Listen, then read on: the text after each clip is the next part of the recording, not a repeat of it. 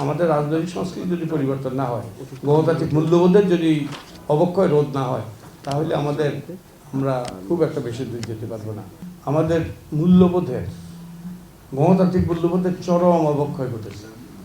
আমাদের রাজনৈতিক সংস্কৃতিতে বিরাট পরিবর্তন হয়েছে, অবনতি ঘটেছে। আমাদের দেশে এখন রাজনীতি ব্যবসায় পরিণত হয়েছে।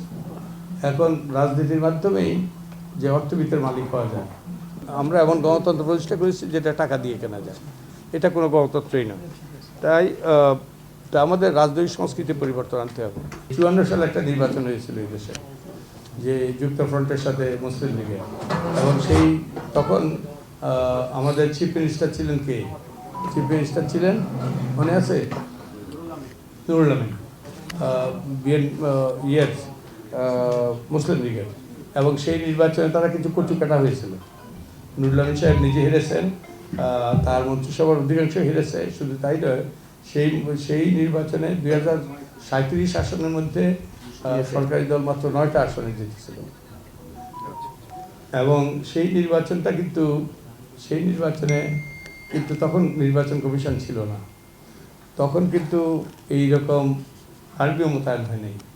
তখন কিন্তু এই আইনি কাঠামো যেসব আরপিও, যেসব আইনি কাঠামো কিছুই ছিল না। কিন্তু সেই নির্বাচন নিয়ে কোনো প্রশ্ন উঠেছে? কেউ প্রশ্ন উঠল না, কারণ সেই নির্বাচনটা সুযোগ ছিল। তো আমাদের এখন কি এটা কল্পনা করা যায়? এখন কল্পনারও অতীত। তো তার মানে এইরকম চরম অবনতি ঘটেছে। এখন তো আমরা পুলিশ রাখবো, আমরা আনসার রাখবো, আমরা আর্মি রাখবো, তার বিজেপি রাখবো, এবং একই সাথে সাথে নির্বাচন কমিশন আরও কত আড়ম্বর, কত রকম নজরদার, বিদেশি পর্যবেক্ষক, এগুলো সবগুলো থাকবে।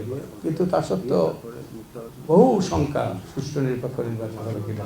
তো আমাদের যদি গণতান্ত্রিক, আমাদের রাজনৈতিক সংস্কৃতি যদি পরিবর্তন না হয়, গণতান্ত্রিক মূল্যবোধের যদি অবক্ষয় রোধ না হয়, তাহলে আমরা খুব একটা বেশি দূর যেতে পারবো না।